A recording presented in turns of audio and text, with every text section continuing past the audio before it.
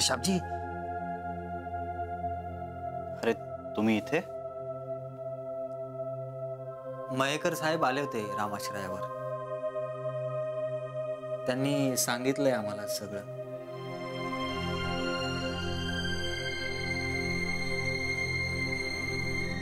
ये सब क्या हुआ साहब जी? वो सब ऐसे अचानक घर छोड़ के क्यों चले गए साहब? अभी वो किधर रहेंगे साहब? अरे त्यांचं घर आहे गावात. वो मालूम है मुझको, लेकिन छोड़ के क्यों चले गए वो? बहादूर, अरे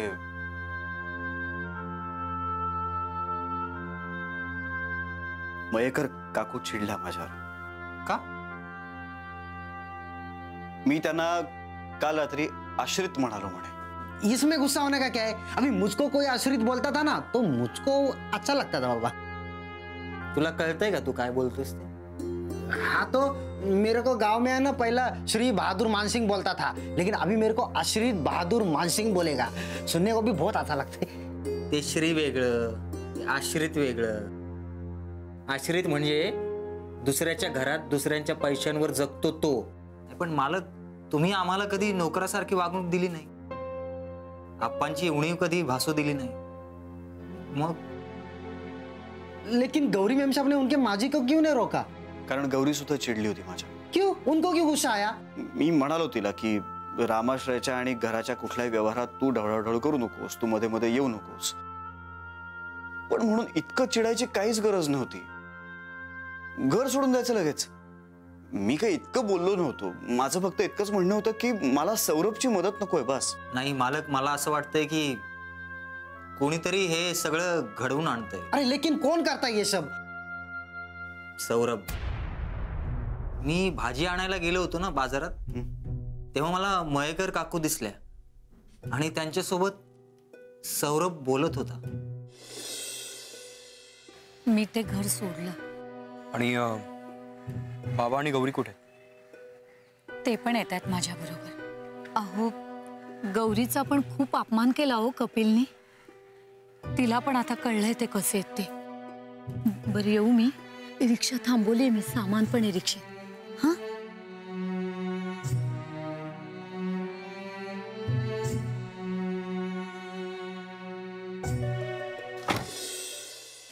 ये सब सौरभ ने अच्छा नहीं किया साहब. शी, पण सौरभ या लेवलला घसरेल असं नव्हतं वाटलं मला. गौरी मैम साहब को भी उसने भड़काया होगा साहब. लेकिन आप क्या करेंगे हम लोग?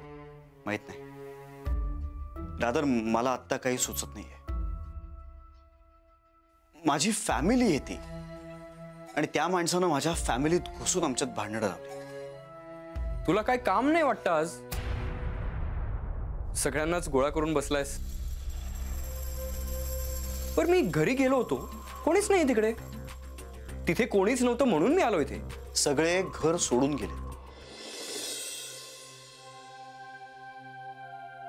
संसार हा सुखाचा सुखाचा ना ना ना ना ना ना ना.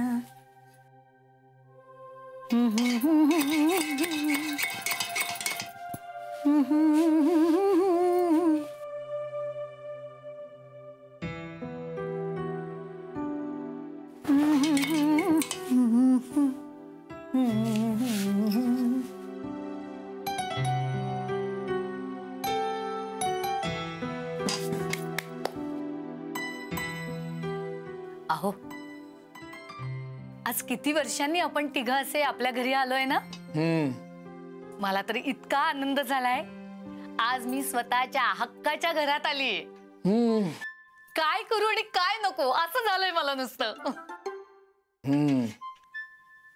तुम्ही नुसतं हो हो काय करताय? बरं सांगा, आज काय करू जेवायला? जेवायला ना, हा, श्रीखंडपुरीचा बेत कर. मात्र डाव्या बाजूला चटण्या कोशिंबीरी हव्यातच. हा, पापड तळ.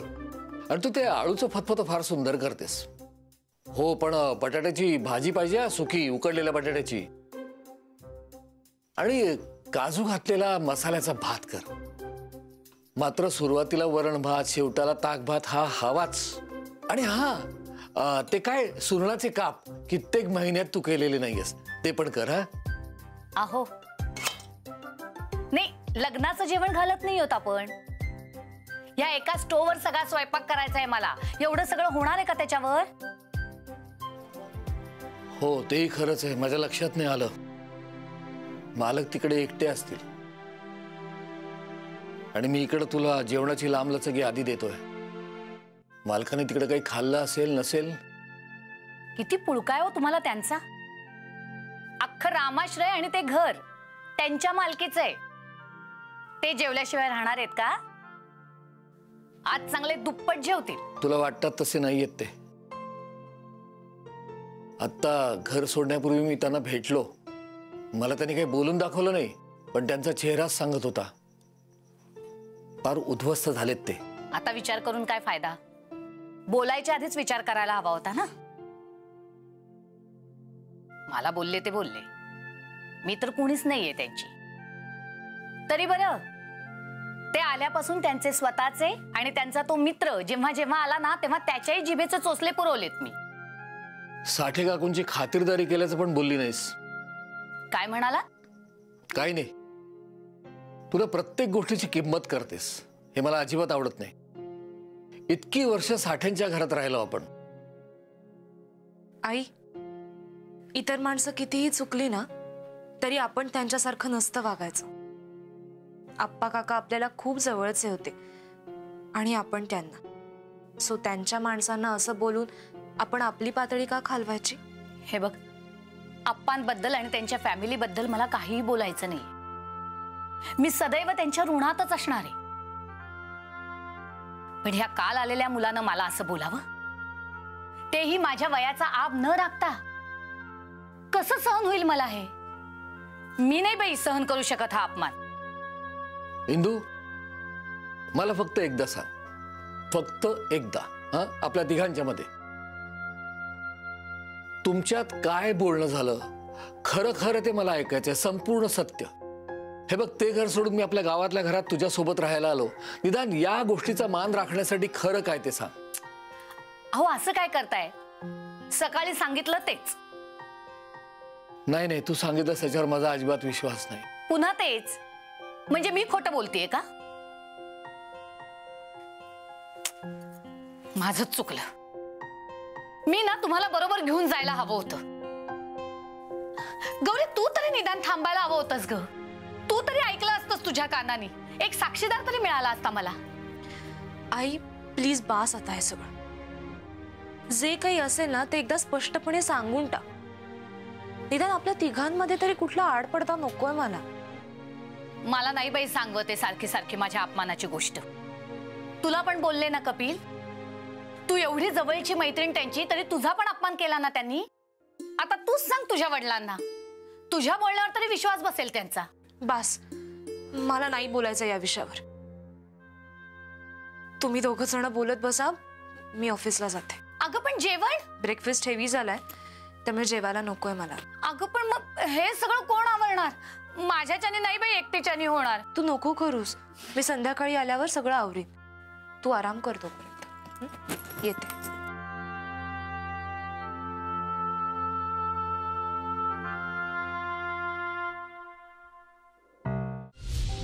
तू कपिलला भेटायला चाललीस का?